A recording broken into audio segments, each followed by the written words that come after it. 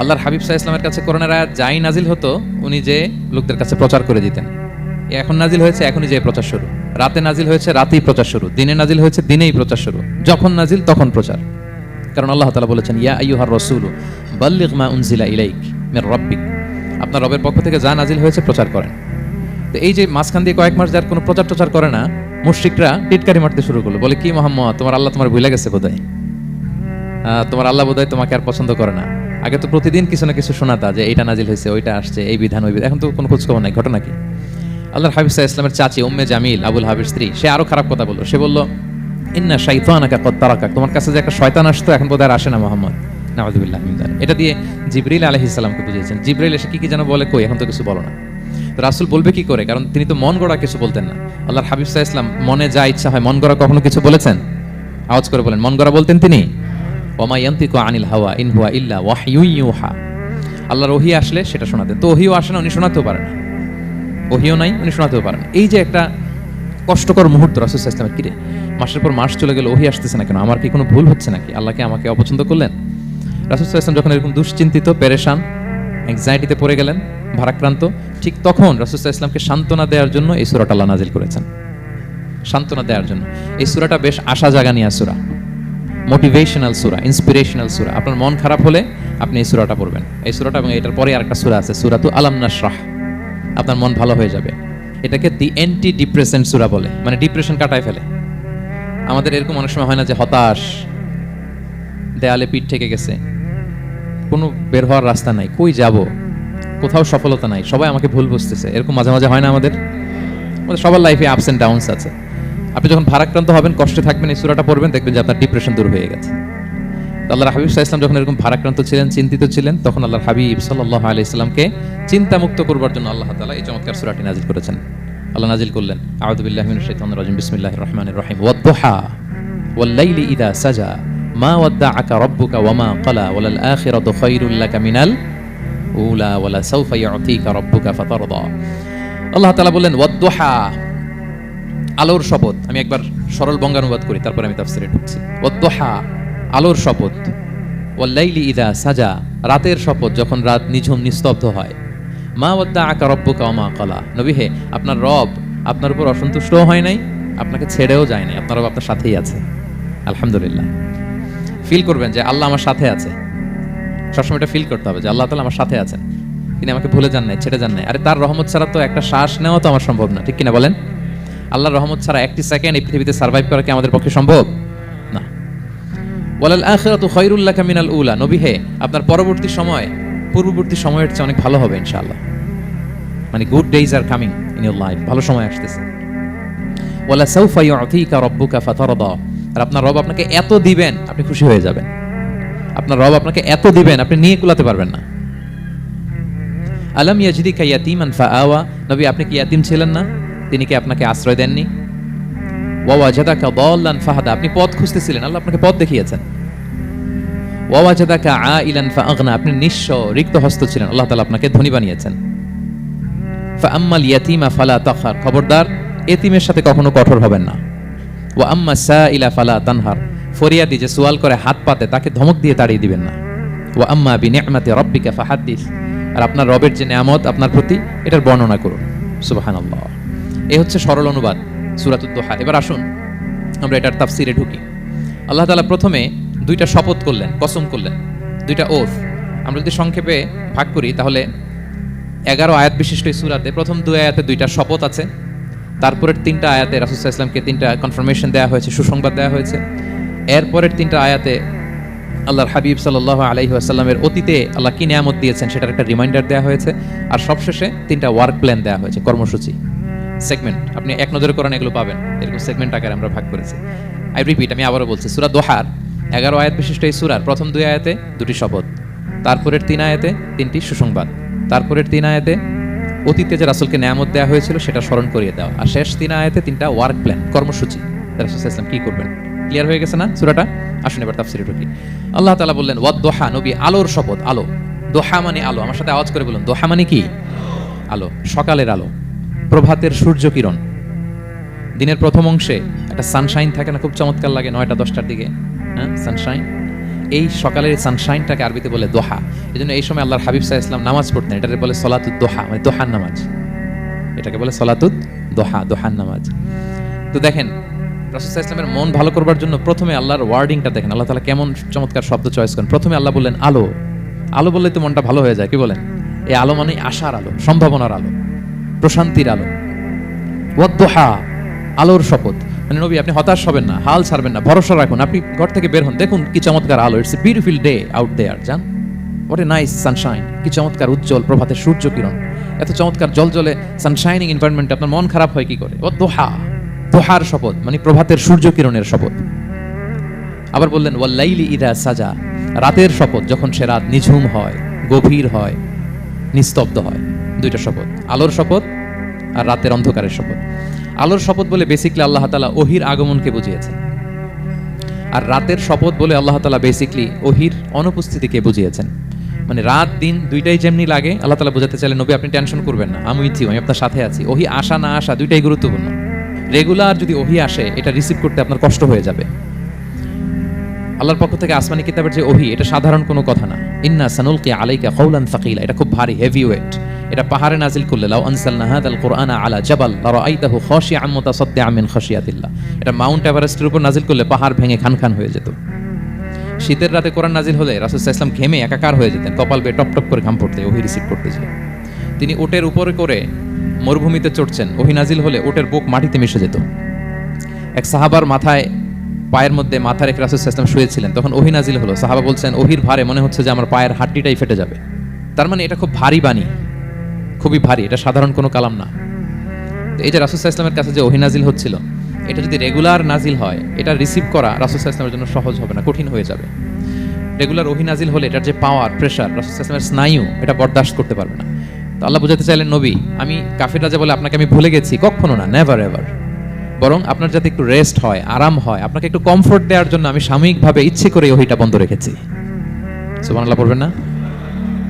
আপনার যাতে একটু কমফোর্ট হয়, আপনার জন্য একটু আরাম হয়, ওহি রিসিভ করে করে যেন আপনি অভ্যস্ত হতে পারেন, এজন্য আমি ইচ্ছা করে আপনাকে একটু আরাম দেওয়ার জন্য ওহি বন্ধ রেখেছি।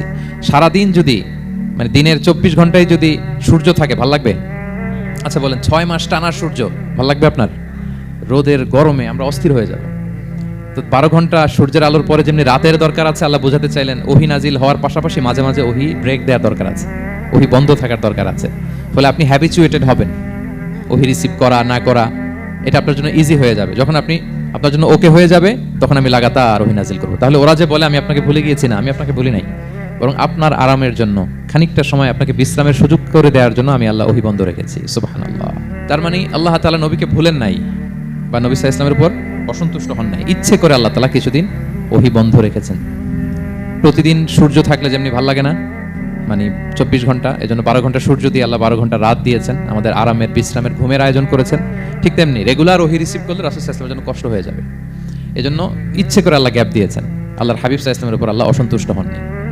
এটাই আল্লাহ তাআলা বললেন যে ওয়াদ-দুহা ওয়াল-লাইলি ইযা সাজা, প্রভাতের সূর্য কিরণের শপথ, রাতের নিঝুম নিস্তব্ধ পরিবেশের শপথ। মা ওয়াদ্দাআকা রাব্বুকা ওয়া মা ক্বালা, আপনার রব আপনারে ভুলেও যায় নাই, আপনারে ছেড়েও যায় নাই, আপনার উপর নাখোশও হয় নাই। সুবহানাল্লাহ।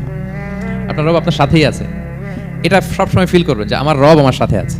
এটা ফিল করলে আপনার মধ্যে যে সাহস আসবে, আপনি কল্পনাই করতে পারবেন না যে এত এনার্জি আপনার ভিতরে আসলো কি করে। আপনারা খেয়াল করেছেন বছর খানিক আগে ভারতবর্ষের আমাদের এক বোনের সামনে কিছু সন্ত্রাসী, ওরা জয় শ্রীরাম বলতেছিল, মনে আছে? কিন্তু আমার ওই বোন মুস্কান কি বলছিল বলেন তো? তার এক আল্লাহু আকবারে from north to south, from east to west, the entire globe প্রকম্পিত হয়েছে। আমরা সবাই পড়েছি আল্লাহু আকবার, সবাই আমরা কি পড়েছি? আল্লাহু আকবার। কারণ সে ফিল করেছে যে আল্লাহ আমার সাথে আছে। মনকে তুমি বুঝিয়ে বলো আল্লাহ আছেন আমার সাথে, এটা ফিল করতে হবে। আল্লাহর হাবিব সাল্লাল্লাহু আলাইহি ওয়াসাল্লামকে আল্লাহ তাআলা এটাই অ্যাসিউরেন্স দিলেন, কনফার্মেশন দিলেন যে মা ওয়াদ্দাআকা রাব্বুকা ওয়া মা ক্বালা, আপনার রব আপনাকে ভুলে যায় নাই, আপনার রব আপনার প্রতি অসন্তুষ্ট হয় নাই। আমি ইচ্ছা করে ওহিটা বন্ধ রেখেছি যাতে আপনার আরাম হয়। সুবহানাল্লাহ। আল্লাহর হাবিব সাল্লাল্লাহু আলাইহি ওয়াসাল্লামের প্রতি আল্লাহ তাআলা কতটা টেক কেয়ার করতেন দেখেন। রেগুলার ওহি নাজিল হলে রাসূল সাল্লাল্লাহু আলাইহি ওয়াসাল্লামের কষ্ট হয়ে যাবে, এজন্য তিনি কিছুদিন ওহি বন্ধ রেখে রাসূল সাল্লাল্লাহু আলাইহি ওয়াসাল্লামকে বিশ্রামের ব্যবস্থা করে দিয়েছেন। তাহলে প্রথম 3টা আয়াত ক্লিয়ার না সবার কাছে? আচ্ছা, প্রথম 2টো আয়াতে 2টা শপথ গেল, এরপরে 3টা সুসংবাদ। সুসংবাদের প্রথমটা হলো আমি ভুলিও নাই, ছাড়িও নাই, আপনার সাথে আছে। এরপর আল্লাহ বললেন ওয়ালাল আখিরাতু খায়রুল লাকা মিনাল উলা, নবী হে আপনার পরবর্তী সময় পূর্ববর্তী সময়ের চেয়ে ভালো হবে নিশ্চয়ই। আপনার পরবর্তী সময় পূর্ববর্তী সময়ের চেয়ে ভালো হবে। তার মানে গুড ডেইজ আর কামিং, ভালো সময় আপনার জীবনে আসছে, আপনি হতাশ হবেন না, নিরাশ হবেন না। এরপর আল্লাহ তাআলা বললেন, ওয়ালা সাউফা ইউতিকা রাব্বুকা ফাতারদা, নবী আপনার রব আপনাকে এত দিবে আপনি খুশি হয়ে যাবেন, আপনার রব আপনাকে এত নেয়ামত দান করবে আপনি আপনার রবের প্রতি সন্তুষ্ট হয়ে যাবেন। সুবহানাল্লাহ বিহামদি।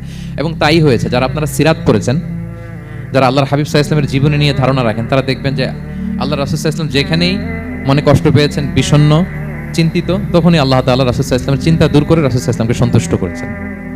যখনই রাসূল সাল্লাল্লাহু আলাইহি ওয়াসাল্লামের মনে কষ্ট, তিনি চিন্তিত, তখনই আল্লাহ তাআলা ওনাকে হ্যাপি করেছেন। কাইন্ড অফ রাসূলকে হ্যাপি করাই আল্লাহর কাজ, আল্লাহর হাবিব সাল্লাল্লাহু আলাইহি ওয়াসাল্লামকে হ্যাপি করাই আল্লাহ তাআলার কাজ। দেখেন কিভাবে আল্লাহ তাআলা আল্লাহর হাবিব সাল্লাল্লাহু আলাইহি ওয়াসাল্লামকে হ্যাপি করেছেন, একটু খেয়াল করে দেখেন। মক্কাতে যখন খুব জটিল অবস্থা, দাওয়াতি কাজ চালিয়ে নেওয়াটা রাসূল সাল্লাল্লাহু আলাইহি ওয়াসাল্লামের জন্য কষ্ট হয়ে যাচ্ছে, নমুসলিম সাহাবাদের উপর অত্যাচার, তখন আল্লাহর হাবিব সাল্লাল্লাহু আলাইহি ওয়াসাল্লাম দেখলেন যে এই মক্কার দুজনের একজনকে আমার চাই, তাদের একজন যদি ইসলামের ছায়াতলে আসে তাহলে ইসলামের পাল্লাটা ভারী হয়। কারা? একজন হচ্ছে ওমর ফারুক আর একজন আবু জাহাল। দুজনের একজন তখন ইসলাম ধর্ম গ্রহণ করেনি। তো রাসূল সাল্লাল্লাহু আলাইহি ওয়াসাল্লাম কেঁদে কেঁদে আল্লাহর কাছে ফরিয়াদ জানালেন, আল্লাহুম্মা আইজ্জাল ইসলামা বিআহাব্বি হাযাইন আর-রাজুলাইনি ইনদাক। আল্লাহ, আমি কাউকে স্পেসিফিক তোমার কাছে চাই না, শুধু এটাই বলি, দুজন লোকের নাম বলবো, এই দুজন লোকের মধ্যে থেকে যাকে তোমার পছন্দ হয় তাকে তুমি ইসলামের ছায়াতলে এনে ইসলামকে শক্তিশালী করো। এক হচ্ছে আবু জাহাল, আরেক হচ্ছে ওমর ফারুক। এই দোয়াটা তিনি করতে লাগলেন। আর খুব চিন্তিত, দুজনের কেউই মুসলমান হয় না। একদিন হঠাৎ সাহাবারা বললেন, ইয়া রাসূলুল্লাহ, আল্লাহর হাবিব সাল্লাল্লাহু আলাইহি ওয়াসাল্লাম তখন দারুল আরকামের ভেতরে বসা। সাহাবারা বললেন, ইয়া রাসূলুল্লাহ, আপনি এখান থেকে সরে যান, কারণ ওমর ফারুক নাঙ্গা তলোয়ার নিয়ে আসতেছে আপনাকে হত্যা করবার জন্য। আল্লাহ রাসূল সাল্লাল্লাহু আলাইহি ওয়াসাল্লাম বললেন যে তোমরা সরে যাও, আমার মনে হচ্ছে ওই যে চোখের পানি ছেড়ে আমি দোয়া করেছি, ওই দোয়া আজকে কবুল হতে শুরু করেছে, তোমরা সরো। ঠিকই ওমর ফারুক রাদিয়াল্লাহু তাআলা আনহু আসলেন, এসে তিনি তলোয়ার রেখে দিয়ে বললেন, আশহাদু আল্লা ইলাহা ইল্লাল্লাহ ওয়া আশহাদু আন্না মুহাম্মাদান আবদুহু ওয়া রাসূলুহু, আমি সাক্ষ্য দিচ্ছি আল্লাহ ছাড়া কোনো ইলাহ নেই এবং আপনি আল্লাহর প্রেরিত বান্দা এবং রাসূল। এই দৃশ্য দেখে রাসূল সাল্লাল্লাহু আলাইহি ওয়াসাল্লাম খুশি হয়ে গেলেন। ওয়ালা সাউফা ইউতিকা রাব্বুকা ফাতারদা, আল্লাহ বলেছিলেন যে নবী হে, আপনাকে এত দিব, আপনার রব আপনাকে এত নেয়ামত দিবে, আপনি শুধু খুশিই হবেন, সন্তুষ্ট হবেন আমার প্রতি। এই যে রাসূল সাল্লাল্লাহু আলাইহি ওয়াসাল্লামের দোয়া কবুল করে আল্লাহ তাআলা ওমর ফারুককে ইসলামের ছায়াতলে এনে ইসলামকে শক্তিশালী করলেন, ফাতারদা, রাসূল সাল্লাল্লাহু আলাইহি ওয়াসাল্লাম খুশি হয়ে গেলেন। এবার প্রতিটা ক্ষেত্রে, মক্কাতে যখন খুব কঠিন অবস্থা, রাসূল সাল্লাল্লাহু আলাইহি ওয়াসাল্লাম তায়েফে চলে গেলেন দাওয়াত দেওয়ার জন্য। নেইবারিং সিটি, আপনারা যে হজ উমরা করেছেন জানেন, মক্কার পাশের সিটি তায়েফ। দাওয়াত দিলেন, দাওয়াত প্রত্যাখ্যান করলো তারা। শুধু তাই না, ফিজিক্যালি হ্যারেস করা হলো আল্লাহর হাবিব সাল্লাল্লাহু আলাইহি ওয়াসাল্লামকে। রাসূল সাল্লাল্লাহু আলাইহি ওয়াসাল্লামের জামা ধরে, গা ধরে টানা হেচড়া করা হলো, পাথর মারা হলো, তিনি রক্তাক্ত হলেন। হামালাতুল জিবাল, পাহাড়রক্ষী ফেরেশতারা বলে, ইয়া রাসূলুল্লাহ, আপনি যদি আদেশ দেন তায়েফের দুই দিকের পাহাড় দিয়ে এমন চাপা দিব, পুরো তায়েফের জনপদ একেবারে ভ্যানিশ হয়ে যাবে। আল্লাহর হাবিব সাল্লাল্লাহু আলাইহি ওয়াসাল্লাম বললেন, না, আমি আশা করি তাদের পরবর্তী নেক্সট জেনারেশনের কেউ না কেউ পড়বে লা ইলাহা ইল্লাল্লাহ মুহাম্মাদুর রাসূলুল্লাহ। তাই হয়েছে। এখন তায়েফে যান, শুধু মসজিদ আর মসজিদ। কি চমৎকার পরিবেশ! তায়েফে গেলে মনেই হবে না আরব দেশ, বৃষ্টি হয় প্রতিদিন, অনেক চাষাবাদ হয়, চমৎকার এলাকা। রাসূল সাল্লাল্লাহু আলাইহি ওয়াসাল্লামের দোয়ার বরকত। তো তায়েফবাসী দাওয়াত প্রত্যাখ্যান করলো। রাসূল সাল্লাল্লাহু আলাইহি ওয়াসাল্লাম গায়ের রক্ত পরিষ্কার করে নাখলা নামক খেজুরের বাগানে যায়েদ রাদিয়াল্লাহু তাআলা আনহুকে ফজরের নামাজ পড়তেছিলেন। আল্লাহর হাবিব সাল্লাল্লাহু আলাইহি ওয়াসাল্লাম যখন ফজরের সালাতে তেলাওয়াত করতে লাগলেন, একদল জিন পাশ দিয়ে যাচ্ছিল, তারা তাদের এলাকায় যেয়ে বলল, ইন্না সামি'না কুরআনান আজাবা ইয়াহদি ইলা রুশদি ফাআমান্না বিহি। জিনেরা আগে আকাশের উপরে উঠে ফেরেশতারা কি বলে চুরি করে শুনে আসতো, হঠাৎ জিনেরা আর উপরে যেতে পারে না, উপরে যেতে চাইলেই ফাআতবাআহু শিহাবুন সাকিব, আগুনের পাথর মারা হয়। ঘটনা কি? সব জিনেরা বৈঠক বসালো। ঘটনা কি? আগে কত তথ্য আগে জেনে যেতাম, জেনে গণকদেরকে বলতাম, গণকরা আমাদেরকে ধন্যবাদ জানাইতো। তো এখন তো আসমানের সিকিউরিটি এত বেড়ে গেল কেন? কারণ কি? ওই যে শেষ নবী আসার কথা যে মনে হয় চলে আসছে, দেখো তো কোথায় আসছে উনি।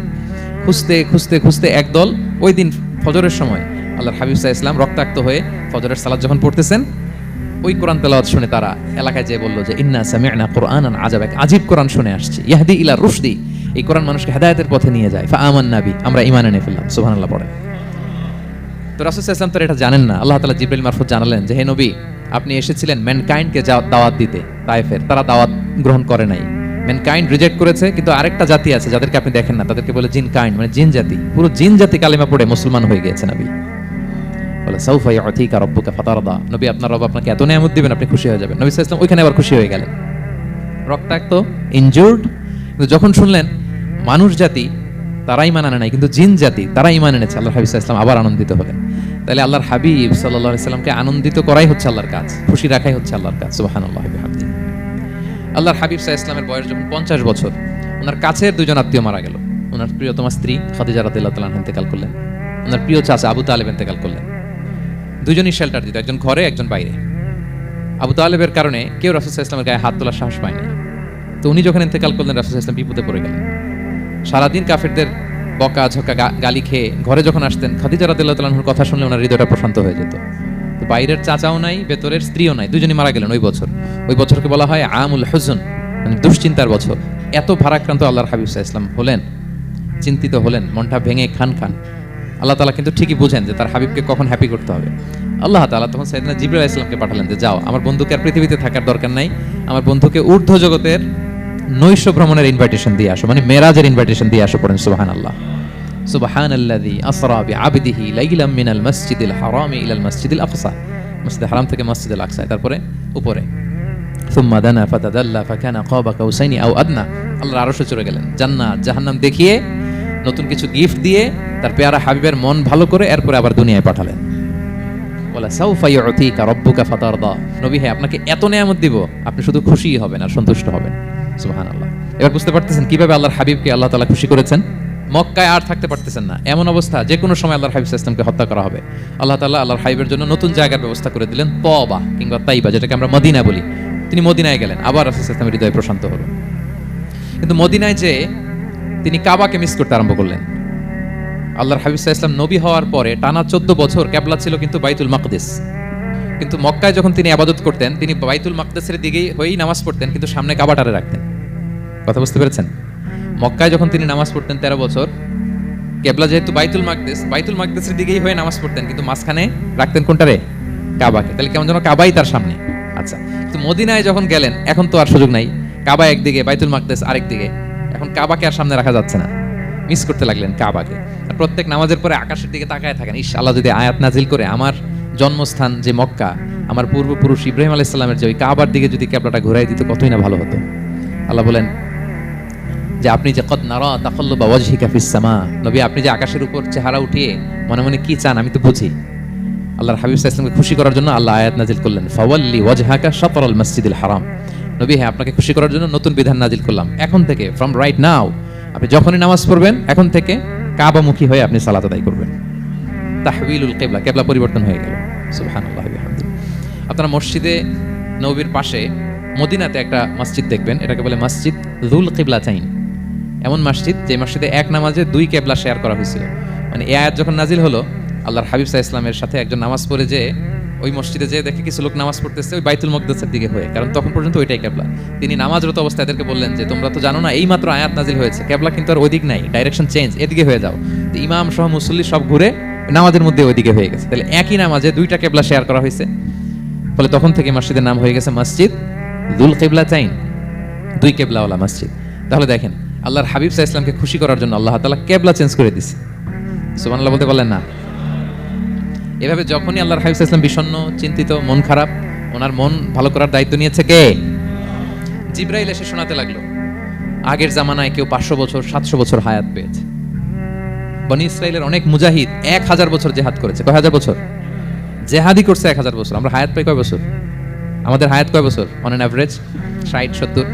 আল্লাহর হাবিব সাল্লাল্লাহু আলাইহি ওয়াসাল্লাম এটাই বলেছেন যে আমার উম্মতি মা বাইনা 60 ইলা 70, আমাদের গড় আয়ু 60 থেকে 70। ওয়া আকাল্লুহুম ইয়াজুজু যালিক, সামান্য অল্প সংখ্যকই মানুষ এটাকে ক্রস করতে পারে। এই কথা শুনে যে আগের উম্মত 1000 বছর জিহাদ করছে, এটা শুনে রাসূল সাল্লাল্লাহু আলাইহি ওয়াসাল্লাম আবার কাঁদতে আরম্ভ করলেন, হায় রে আমার গুনাহগার উম্মতের কি হবে? আমার উম্মত তো 60-70ই শেষ, আমার উম্মতের কি হবে? আবার চিন্তিত, আবার কান্নাকাটি। তখন আল্লাহ তাআলা নাজিল করলেন, ইন্না আনসালনাহু ফি লাইলাতিল কদর ওমা আদরাকা মা লাইলাতুল কদর লাইলাতুল কদরি খায়রুম মিন আলফি শাহর। নবী আপনি কাঁদবেন না, ওদেরকে হায়াত দিছি বেশি, কদর দেই নাই। আপনার উম্মতকে হায়াত কম দিছি, কিন্তু আপনার উম্মতের জন্য আমি লাইলাতুল কদর রেখে দিয়েছি। এক কদরের রাতে ইবাদত করলে খায়রুম মিন আলফি শাহর, 1000 মাস ইবাদত করলে যে পরিমাণ সওয়াব, অতটুকু না, খায়ের, এর চেয়ে বেশি সওয়াব আল্লাহ তাআলা আপনার উম্মতের আমলনামায় দিয়ে দিবেন। আবার আল্লাহর হাবিব সাল্লাল্লাহু আলাইহি ওয়াসাল্লাম মন ভালো হয়ে গেল। ওয়ালা সাউফা ইউতিকা রাব্বুকা, সবাই বলেন ওয়ালা সাউফা ইউতিকা রাব্বুকা ফাতারদা। নবী এত দিব, আপনি শুধু হ্যাপি হবেন, হ্যাপি। এরপরে বদরের যুদ্ধে বিজয় দান করলেন, মক্কা বিজয় দান করলেন, তাবুক যুদ্ধে বিজয় দান করলেন। সব শেষে জান্নাতে ওনার জন্য স্পেশাল একটা জায়গা থাকবে, ওই জায়গায় কেউ বসতে পারবে না। জায়গাটার নাম মাকামে মাহমুদ। ওয়া মিনাল লাইলি ফাতাহাজ্জাদ বিহি নাফিলাতাল লাকা আসা আন ইয়াবআসাকা রাব্বুকা মাকামান মাহমুদা। এই মাকামে মাহমুদের সিংহাসনে আল্লাহর হাবিব সাল্লাল্লাহু আলাইহি ওয়াসাল্লাম বসবেন, ওনার জন্য স্পেশাল, খাস, কেউ এখানে বসতে পারবে না। তার মানে হ্যাপি শুধু দুনিয়াতেই করবে না, আল্লাহ তাআলা আল্লাহর হাবিবকে আখিরাতেও করবে। আল্লাহর হাবিব সাল্লাল্লাহু আলাইহি ওয়াসাল্লামকে কাউসার দেয়া হবে, ইন্না আতাইনা কাল কাউসার, হে নবী আপনাকে কাউসার দিয়েছি, এমন হাউজে কাউসার যে হাউজে কাউসারের সামনে পান পেয়ালা যেটা দিয়ে পানি নিয়ে আপনি উম্মতকে খাওয়াবেন, এটার সংখ্যা আকাশের তারা যত বেশি তার চেয়েও বেশি। হাউজে কাউসারের পানি এটা দুধের চেয়েও সাদা, বরফের চেয়েও ঠান্ডা, মধুর চেয়েও মিষ্টি। এক ঢোক যে খাবে চিরকালের জন্য তার গলা থেকে তৃষ্ণা মিটে যাবে। He will never ever be thirsty again. একবার খাইছে তো শেষ। পেতে চান সেটা আল্লাহর হাবিবের কাছ থেকে? আমরা পেতে চাই কি চাই না বলেন? ইন্না আতাইনা কাল কাউসার, নবী আপনাকে আমি কাউসার দিয়েছি।